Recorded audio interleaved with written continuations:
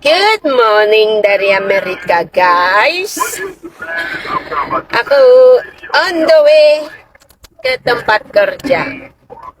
Jadi kadang-kadang kita ini mengidolakan orang lain ketimbang pemimpinnya sendiri. Nggak tahu saya pemikirannya seperti apa itu. Di sana, kalau bisa saya cium lututnya. Itu pernyataan Wagub Kalbar. Sekilas masuk akal, tapi kita bedah pakai data. Wagub ataupun Wakil Gubernur Kalbar semakin hari semakin banyak sekali yang memberi komentar buntut panjang dari bagaimana tantangan yang diberlakukan oleh dirinya terhadap Kang Deddy Mulyadi yang katanya jika berhasil memimpin ataupun membuat ataupun membenahi Kalbar, dirinya akan mencium lutut Kang Deddy Mulyadi. Ya, ini tentu banyak tanggapan, tentu banyak pro dan juga kontra. Nah, dalam hal ini tidak lama-lama akan saya tampilkan terlebih dahulu komentar-komentar dari beberapa netizen ataupun warganet yang mungkin barangkali bisa membuat teman-teman bertambah pengetahuan tentang video yang akan saya tampilkan ataupun pembahasan yang saya bawa di konten kali ini, teman-teman. Silakan. Jadi kadang-kadang kita ini mengidolakan orang lain ketimbang pemimpinnya sendiri. Nggak tahu saya pemikirannya seperti apa itu. Nah, saya pikir pemikiran-pemikiran seperti itu pada saat keprihatinan kita seperti ini harus kita hilangkan. Kita harus memberikan pemikiran yang konstruktif dan holistik, memberikan masukan kepada pemerintah, baik itu kabupaten kota maupun pemerintah provinsi, yang konstruktif. Cie-cie yang lagi patah hati, tidak diidolakan warganya sendiri. Cie-cie patah hati ya Pak ya.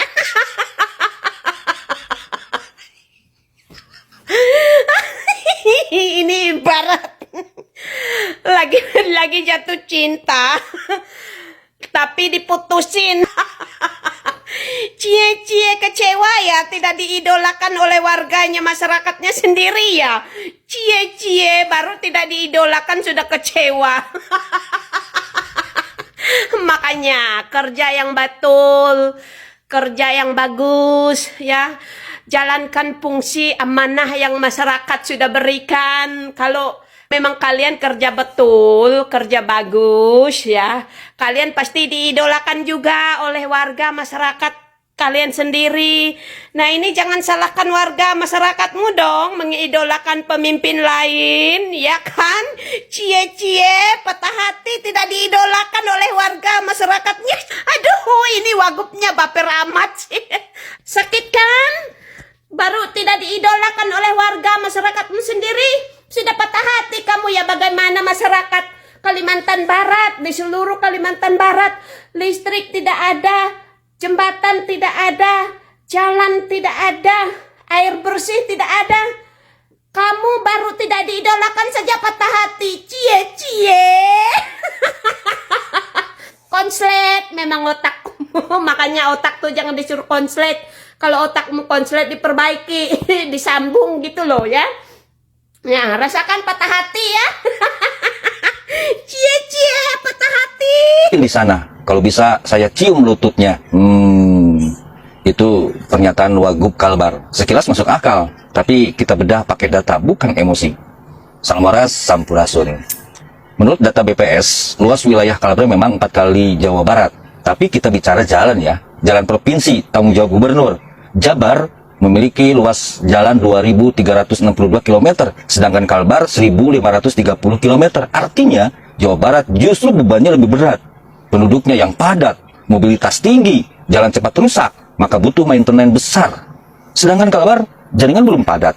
Tekanan penggunaan belum setinggi di Jawa Barat. Jadi, kalau mau mengukur keseriusan gubernur dalam membangun jalan, jangan mulai dari luas wilayah. Mulailah dari cara dia mengelola uang rakyat. Oke Pak, saya akan jawab dengan data. Tapi sebelumnya disclaimer dulu ya, saya bukan buzzernya Pak Krisantus Kurniawan ya, Wagub Kalimantan Barat. Saya hanya masyarakat jelata yang ingin mencoba melihat persoalan Kalimantan secara jernih. Ya, begini Pak, perbandingan Jawa Barat dan Kalimantan Barat memang sering disederhanakan seolah-olah semuanya bisa diukur dari panjang jalan dan jumlah penduduk. Memang seperti yang fakta Bapak sampaikan, Jawa Barat memiliki sekitar 2.362 km jalannya. Sementara Kalbar 1.500, sekitar 30 triliun. Kalimantan Barat hanya di kisaran 6 sampai 7 triliun. Ini bukan sekedar beda Pak, ini jurang. Memang benar, Jabar menghadapi kepadatan penduduk dan mobilitas tinggi. Bebannya besar, tapi jangan lupa Kalimantan Barat punya tantangan yang tidak kalah berat. Bahkan dalam banyak hal lebih kompleks. Jarak antar wilayah yang jauh, akses yang terbatas, serta struktur tanah gambut yang membuat biaya pembangunan dan perawatan jalan jauh lebih mahal. Jadi kalau bicara beban, jangan hanya melihat angka di atas kertas. Di lapangan, Kalbar sedang bekerja dengan sumber daya jauh lebih kecil, tapi dengan tingkat kesulitan yang tidak bisa dibilang atau dianggap ringan. Saya sih Pak berharap ke depannya KDM bisa jadi presiden dan memiliki keberanian untuk memperbaiki cara pandang dalam pembagian keuangan daerah. Jangan hanya berbasis jumlah penduduk, tapi juga mempertimbangkan luas wilayah dan tingkat kesulitan geografis. Dan soal investasi, sudah saatnya daerah tidak hanya jadi penonton. Sistem bagi hasil perlu lebih adil, tidak semuanya ditarik ke pusat, setidaknya sebagian besar, bahkan idealnya hingga 80% bisa kembali ke daerah agar pembangunan benar-benar terasa bagi masyarakat setempat. Kalau kebijakan seperti ini bisa diperjuangkan di level nasional, barulah kita bicara keadilan yang nyata, bukan sekedar angka di laporan. Selamat buat Bapak Wagub Kalbar. Warga Kalbar nggak jadi pinjam KDM. Check it out videonya. Pak KDM, aku mau ngasih tahu ini, kayaknya kami nggak jadi pinjam menuan ke sini, bah. Soalnya Pak Camat aja udah survei, udah terjun ke lapangan, pada kondisi jalan kami yang upah menyamai. Mohon maaf dulu ya Pak KDM, Kalbar tak jadi pinjam. Pokoknya Oke, KDM. nah gitu dong Pak. Nggak bakal warga teriak-teriak KDM, KDM, KDM. Kalau pemerintah Bapak bener mengelolanya. Jadi jangan saling KDM nggak pernah nyinggung Bapak. Ya, KDM nggak pernah nyinggung Bapak. Salam warga jaga desa. Assalamualaikum warahmatullahi wabarakatuh. Sampurasun wargi Jawa Barat. Sebelum melakukan perjalanan, saya mau membuat VT dulu. Ini lebih pendek, lebih singkat dari biasanya. Saya ingin menanggapi salah satu postingan dari pendukung Kang Deddy Mulyadi ya. Tapi saya lupa nama akunnya, jadi saya tidak bisa men-stitch videonya. Nah, yang jelas seperti ini. Dalam VT-nya itu, beliau menyampaikan dan yakin bahwasanya Kang Deddy Mulyadi sendiri sebagai Gubernur Provinsi Jawa Barat tidak menerima dan tidak mau diperbanding-bandingkan antara pembangunan di Jawa Barat dan di Kalimantan Barat. Kenapa demikian? Karena ini buntut dari tantangan Wakil Gubernur Kalimantan Barat kepada Kang Deddy Mulyadi. Beliau menyampaikan cenanya kalau Deddy Mulyadi bisa membangun Kalbar dengan APBD 6 triliun, maka dia akan mencium lutut dari Kang Deddy Mulyadi. Nah, yang perlu saya tanggapi, yang perlu saya garis bawahi di sini, para pendukung Kang Deddy Mulyadi itu tidak pernah membanding-bandingkan antara pembangunan infrastruktur yang ada di Jawa Barat dengan provinsi-provinsi lain. Nah, adapun hari ini yang sedang viral terkait di Kalimantan Barat, itu bukan warga Jawa Barat dan itu bukan orang Sunda dan itu bukan para pendukung Kang Deddy Mulyadi sendiri yang membandingkan pembangunan atau kualitas infrastruktur yang ada di Jawa Barat dan di Kalimantan Barat. Nah, di Kalimantan Barat itu yang memberikan kritik, yang memviralkan dan membuat video itu warga Kalimantan Barat sendiri. Jadi jangan sampai ini dipelintir, seakan-akan cenanya para pendukung Kang Deddy Mulyadi teh mengadu domba ingin membuat perpecahan. Itu tidak benar. Nah, itu terkait Kalimantan Barat.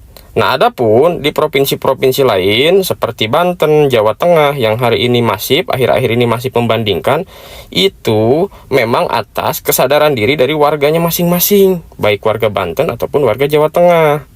Melihat pembangunan di Jawa Barat, infrastruktur khususnya jalan, itu sangat masif, bagus dan dirasakan oleh warganya. Jadi tidak boleh dipelintir seakan-akan cenanya para pendukung Kang Deddy Mulyadi itu suka mengadu domba, suka memprovokasi, memecah belah. Itu tidak ada. Itu memang spontanitas dari warga-warga tersebut yang memviralkan atau membandingkan. Dan ingat, yang paling penting adalah tidak pernah ada perintah dan tidak pernah ada tujuan Kang Deddy Mulyadi meminta para pendukungnya untuk membanding-bandingkan itu. Jadi stop memelintir isu itu. Mari kita sama-sama jaga kesatuan dan persatuan sesama warga negara kesatuan Republik Indonesia dengan balutan bungkusan Bhinneka Tunggal Ika. Berbeda-beda tetapi tetap satu jua.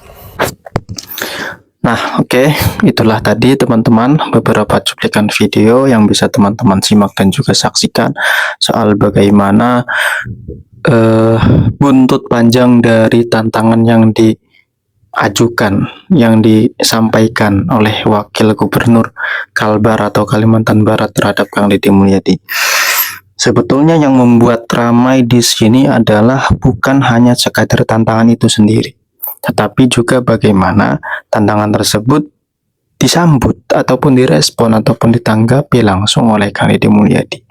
Dan hal ini yang menurut saya membuat masyarakat lebih leluasa untuk menyampaikan komentar karena memang Kang Deddy Mulyadinya pun sudah merespon ataupun menanggapi begitu.